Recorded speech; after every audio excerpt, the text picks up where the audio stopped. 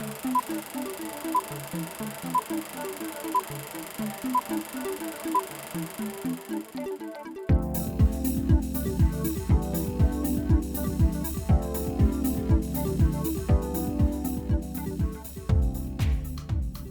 my name is Gail Robertson, president of the African American Film Critics Association, and welcome to AAFCA's Celebration of Music, a spotlight on key music creatives from this award season. This evening, we're talking to the music creatives responsible for the Warner Brothers hit, King Richard. We're joined by Gail Mitchell, veteran music journalist at Billboard, who will moderate the conversation. I'm going to let you guys do what you do so well, and I will see you on the other side. All right. Thank you so much, Gail. And thank you, KRIS and DIXSON, for sitting down with us for a few minutes to talk about King Richard. Thank you. Let me start with the first question that both of you will answer. Start with KRIS. Is just how did you become aware of the project, and how did you get involved? And just how does that kind of work for those out there? Yeah, for this one, it was first brought to me by Ray Green, the director, Ronaldo Marcus Green. I worked on Ray's first film, Monsters and Men, maybe about 5 years ago now, or 4 years ago. And we just got really, really creatively close working on that project. It was something where after that project, we kind of we're excited by the idea of any chance to work together again. And so when he got the job, actually, he reached out to me and let me know that he wanted me to be a part of it and sent me the script as soon as he could. And then we started just talking about how we might approach it pretty early on. So I would have meetings with him while he was shooting and just kind of talk to him about what he was finding with the story, what he felt like was the heart of the story, how we could represent that with the score. And I was finishing another project at the same time that they were wrapping shooting. So by the time they got into post-production, I was like jumping just from that project right into it. So the last, I'd say about it was maybe 3 months or so of me actually really getting in there and working on the project with Ray and Pam, the editor, on a daily basis, and writing the actual score. But I'd been ideating with Ray for the entire time he was working on the project. All right, and DIXSON, how did you become involved? I know you worked with Beyonce, co-writing, co-producing the closing song for the film, Be Alive. So how did you get that hookup? Well, as a songwriter and producer, you're always submitting things to, artists. And I had just been submitting songs. It was during the pandemic. I was, just trying to write things that I felt like would be good for her. And I found out through some industry talk that she liked what I was doing, and the opportunity just came up to try to pen something for King Richard. I hadn't seen much of the film. Once I got the opportunity, I had been able to see some clips. I think there was still a lot of editing and everything going on when I got involved with it. So I wasn't privy to the entire film, but I was privy to the story and the backstory. I also grew up in a house with a father who had a plan for his children too. So I could relate. I also grew up having an extremely strong mother. I'm a kid with 4 sisters. So I just had a lot of female influence in my life. So the song, I just want to position, Beyonce as a vocalist in a powerful position to match the power in the film, and I think we were successful. Oh, I think you were. Everybody's been ranting and raving, and rightfully so, when it was announced. So going back to you, KRIS, and DIXSON, I will ask you as well. I know about the music side of things, covering R&B and hip hop for Billboard and that creative process. I'm jealous of you, DIXSON, being able to write a song, and yourself, KRIS, for writing and composing music. But just exactly what does how do you approach scoring a film? And for those out there who might not know, what is the difference between the score and the soundtrack, and how important is the score toward telling the story and moving the story forward? Yeah. I think the biggest difference, or the clearest difference, usually is that the score is, underscoring the emotional moments of the story, or following these character arcs in ways that usually is primarily instrumental. It's something that is operating in a way where you're often feeling it more than you're hearing it. Oftentimes when you have a song, it's like featured in a way where you hear the lyrics and then like it almost makes you want to sing along to the song, or maybe it's a song on the radio or a song at a bar or different things like that. But the score is, the thing that's oftentimes carrying a lot of the emotional weight throughout the course of the story. And for me, my process, usually I'm starting with the director and talking to them about who these characters are, what type of story we're telling, where we should be focusing, primarily so I can get an idea of themes and get an idea of a palette and a sound that we kind of go for. So with King Richard, the first things that we talked about were, what are some of the main themes that we're going to be focusing on in the storytelling? And Ray talked about this aspect of family, this aspect of, feeling the love and warmth and support of this family, and also these parents for these young girls, and also feeling the weight and size and scope of these matches and these moments for these young girls, and feeling that growth of that process in their career throughout the course of the film. And so having those ideas, I read through the script or watch some of the early cuts and try to see if there are clear characters that need to have themes. Obviously with this one, Richard had a theme and each of the girls had their own theme, and there was a theme for competition as well. And then after a while, I try to find an entry point to write a first idea. For me, music is just always has been an emotional vehicle for me. Like I started off as a piano player, and piano is still my primary instrument. And so usually I'll read the script or watch through the film until I find a moment that speaks to me on a visceral level enough where I could go to the piano and improvise until I find something that speaks to that feeling or makes me feel the same way that the story or the scene or the characters are making me feel. And so with King Richard, the first entry point for me was watching this scene where we see Richard talking to these coaches and get turned down, especially by this one coach in a pretty clear way.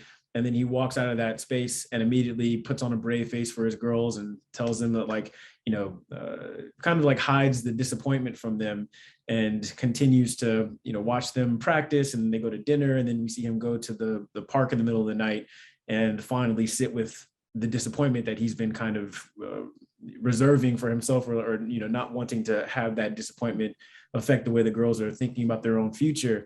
And that process, watching that moment, I think I just immediately saw my father, just like DIXSON was saying, just thinking about how much my parents really did whatever they could to put me in the best position to succeed when it came to music. And they decided before I was born, they wanted me to play piano. My dad was inspired by Richard Williams in terms of having a plan and trying to figure out what he could do to make sure that I was going to be successful in that space. And as a kid, I always felt that's what they were supposed to do, is be there for me and take me all these places and support me. And the older I get, in the last couple of years, getting married and now about to be a father, I just had a different perspective looking at that scene, thinking about just imagining my father, how much I didn't know he was going through at the same time he was just being, selflessly supportive of my dreams. And that was the first thing that made me feel like I could really empathize with Richard in a way that felt like the core of who he was in this story. And so I went to the piano and just improvised until I found a theme for him that felt like it spoke to that. And then using that theme, I then start to find other moments where I can play Richard's theme and then see if that can be the seed for any other themes and kind of build out from there. So it ultimately starts with getting a really clear idea and understanding of the story, the characters, the themes, and the things that the director wants us to focus on and really feel, like the warmth and family and all of that. And then for me, finding spots where I can start to chip away at that and find sounds for it and then build from there. Okay.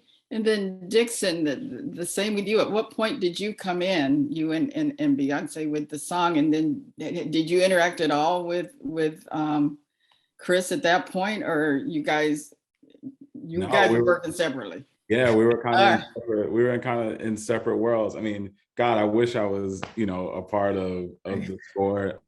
Also, just so you know, like when KRIS is talking, sometimes I have to pull out my phone and take notes, like I'm a serial documentarian. Just to think about those moments, because like I want to go back and watch the film and see how those transitions affect me now that I have more knowledge about it. But I came in, like I said, I really didn't know that I would be working on this specifically. I knew I had been submitting things for her, and I just hoped that they liked my stuff. And so when we got the opportunity, like when my publisher called me and asked me if this was an opportunity I wanted, immediately I jumped at it. And I was like, listen, if I could just see some clips, if I could see, whatever you can show me, whatever information you have, I'll take it and try to run with it. Because one thing I know is that I could write a brilliant song, I could produce a brilliant song, but it always changes once it gets in the hands of the artist. And when you have an artist like Beyonce, when you hear those vocals back for the first time, it makes you go back and rethink what you did. She's masterful at what she does. So I just kind of trusted the process, and I made what I could make. Obviously, she made her own, decisions vocally. I can take no credit for that particular set of brilliance. But I think once we got it back, I was able to really dissect. Once we got her vocals back, I was able to really dissect what the song meant, like to me personally. And I didn't have that feeling, just to be honest. I didn't have that exact same feeling when I cut demo vocals or made, an original version of the track. I didn't feel that until I could hear how she delivered it. And so I just had to be patient and trust the process and trust that, my team around me and her team would communicate effectively how we wanted it to feel. Because you're not always able to get in the room with the artist, right? Exactly. And that's something that I had to learn pretty recently, because I was so used to, like in my past, I've been able to work directly one-to-one with the artist at every step. So with Chance, I'm there every day. With Vic, I'm there every day. Even with new artists that I work with now as a producer and songwriter, I get to be in the room with them. And my manager knows that's how I like to work. I like to feel, the room. But this is a very busy woman with companies and children, and you know what I'm saying? So you don't get to always have that opportunity. So I had to learn in this moment how to listen to a vocal and then try to shape and carve. I say Be Alive was a song, but I had to score around her vocals, because you can't get in the way of that mastery, like she is her own instrument. So I had to score around that. And that is, that's the most exciting part about the song, that we landed on this version of the song where it's just her vocal right in front of you. It's not masked or hidden behind a bunch of things. It's out the gate. You hear her, the chorus of Beyonce sing, like it's a big deal, just sonically. Because I feel like we were really trying to go, what I was trying to do was go for something that I hadn't really heard from her before. So I got lucky. What can I say? I got lucky that it worked. Was that your first time working with her? This is the first record that I've ever placed on her. I've played things, for her team. Hopefully down the line we'll have some more work together, but I'm really blessed and honored to have this be the first thing we worked on, to have it attached to such a brilliant story. Right. Yeah. So from the time you heard her vocals and did your scoring around it with it, so how much time did that take? Was there, because the film was already done, right? Not a lot of time. I was going to say that was a fast turnaround, wasn't it? Yeah, it was a pretty quick turnaround. I mean, we had the demo, I got her vocals, or I got the text, to come in and work on the song after her vocals came in. And I worked for about 72 hours, Wow. straight. Like I went every day and just worked on it. And then I thought it was done, right? I thought we were good. And literally, I would say I had an additional 24 to 48 hour window to make some edits last minute. Wow. And I got nervous because I was like, oh my God, if I don't get it right, like it's not gonna go. I don't want to mess this up, for anybody, all the hardworking people that worked to make this possible. So I was in a hotel room in Atlanta, and I just had to zone in and use what I had. I didn't have any of my instruments with me. So I really had to like edit things without being able to recut or replay them in the end. But in the end, it turned out okay. Okay. So. Yeah, I'd say.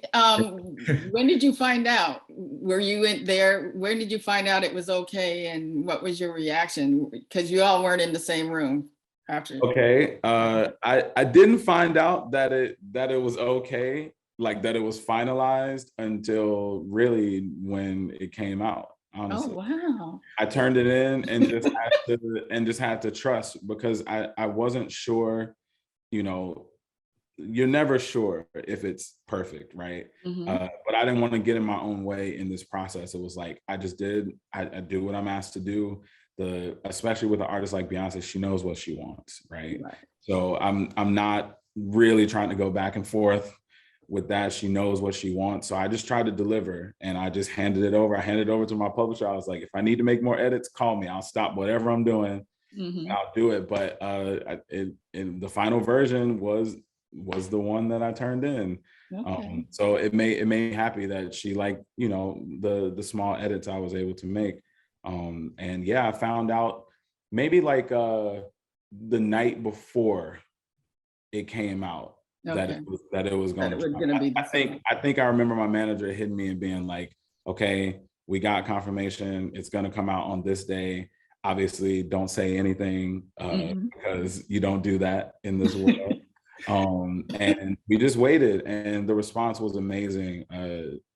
I think it's a universal song. My grandmother loves this song, that's a big deal to me. And the kids love the song. My lawyer's daughter runs around the house singing the chorus all the time. So outside of it being a global thing, in my personal life, it's connected well with the people that love me and care about me. So I'm always proud to do good work, honestly. Okay.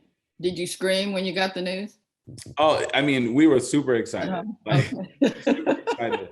Because I think the way it worked is we found out it was coming out, and then I went to the premiere. Okay. I think that was the timeline of it. It's all a blur, but I think the timeline was we found out it was coming out.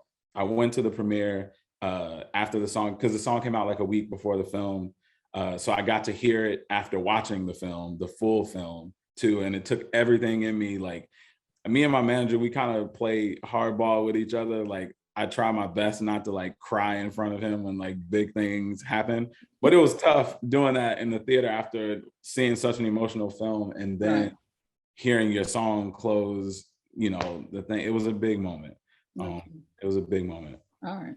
So KRIS, going back to what you said, because this is fascinating to me, the whole scoring, when you said you look at the film, you get touch points that hit you, then you go to the piano, you start doing the visceral thing. So how does that work? How difficult is that if, say, the director doesn't get the visceral approach you're going for? Just what is it like working and doing that? And then again, it seems kind of like you're on a whirlwind too, because the movie's done. You're waiting to look at everything and piece it all together. And I'm sure you're on a tight time frame too, right?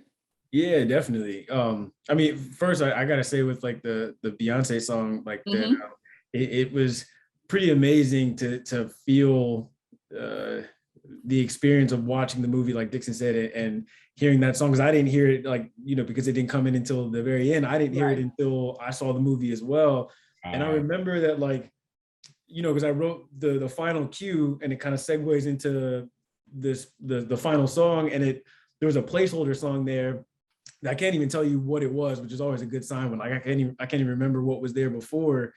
But I remember the feeling at the end of the movie when that song came in was like, oh, that's really nice. Like that's sweet. And I think that as soon as DIXSON's beat comes in, it just makes you go like make this like stank face in like in like the most amazing way, and also in the way that like embodies the spirit of Serena and Venus, and like, you know, and the power of them as tennis players and as women. Like it just, after watching the movie and hearing the song for the first time, like I felt like I wanted to get up and do something great in the same way that, like, you know, the story does. And so just kudos again to DIXSON and Beyonce, obviously, just for like, you know, capturing that feeling, and that it was just such a joy to experience that in the same way, you know, watching the whole movie and then seeing that. Right.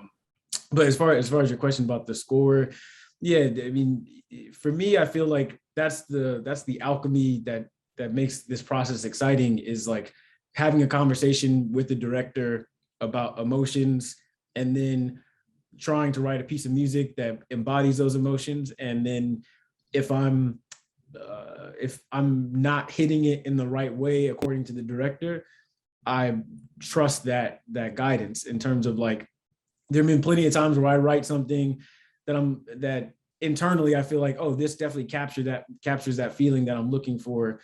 And then I bring it to the director and they say like, no, that's not really it. And for a moment, it feels like you want to be like, no, what are you talking about? Like, this is making me feel that way. Like, of course it is.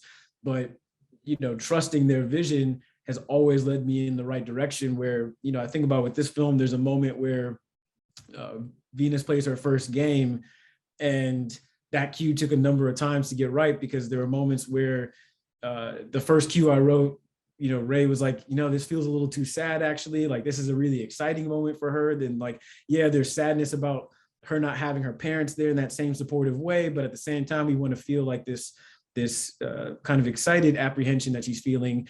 At the same time, we're trying to feel this like fear that the parents might have about not being able to be there in the same way, in terms of like, right, you know, right by her side, like literally by her side.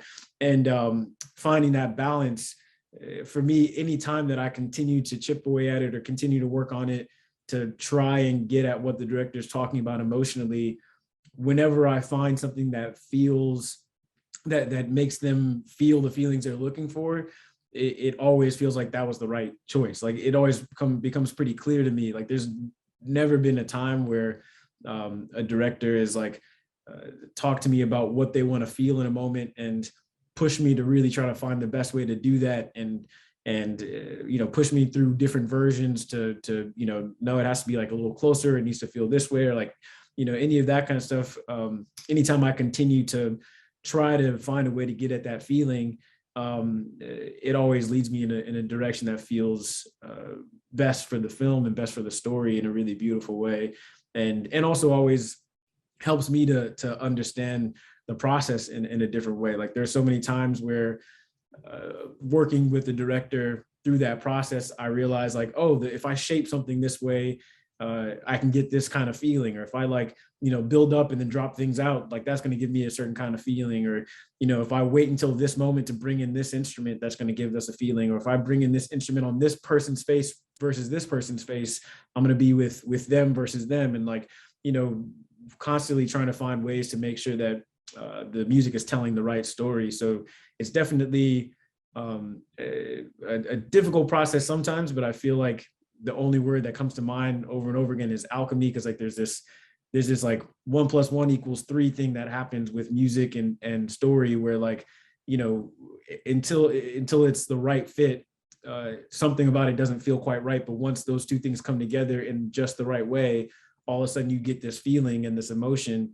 And that's always like hard to pinpoint, but it's a really fun process. And the director, especially a director like Ray, who just knows how music can do that, and knows exactly, even if he can't articulate it in musical terms, like he knows exactly what he wants to feel when he wants to feel it. And so he's always guiding me almost more like an actor, where he's like, no, this is the feeling we need to feel here. And like, I want to feel this on that reaction. And I want to make sure that like, when that line is said, that we feel this feeling. And so having that clear direction as to like when and where and how we should feel something. And then me going back to my, you know, laboratory and trying to figure out how to put the things together to get that feeling. Whenever we hit that right feeling, it's undeniable, which is always a fun process. Yeah, I think he said at the start of this, it was a three months you were working on something else. Ronaldo came to you and you were done and you had 3 months to work on the score for King Richard. Yeah, like before I started getting into it, I had a couple of themes already and Okay. had the idea of what the palette would be. Like I'd already started talking to him about like experimenting with like percussion versus using instruments in a percussive way. Like there's a lot of prepared piano in the score, just because for me, it felt like that might be an interesting way to create these like percussive motors and elements out of something that doesn't really usually operate as a percussion instrument. A lot of those conversations were happening early on. And honestly, a big part of the process is just knowing the story. Like there's so many times where I worked on a film and like, if I haven't spent the time to really get to know the characters and the story, then I might be focusing on the wrong thing at the wrong time. And with this, a big part of the early process, even if I'm not writing music, is just absorbing the story and understanding what it is we want to feel. So I'm not, as soon as I start, I'm not writing music based on whatever's happening in that moment, but it's more so understanding how that moment connects to the context of the rest of the story. Okay, all right. So how important is it, your background in jazz and alt and R&B and DIXSON, I believe you're a multi-instrumentalist, right? That part should have been interesting to you. Is it 11 instruments that you play? Yeah. I was reading up on. So how do you think your music background has helped each of you, pivot and move into this direction, working on film? And I don't know, DIXSON, if you've been working on any TV things at all, but just moving to this other side of the music spectrum, so to speak. I don't know. On Be Alive, I played all the instruments. So most of it was live instrumentation.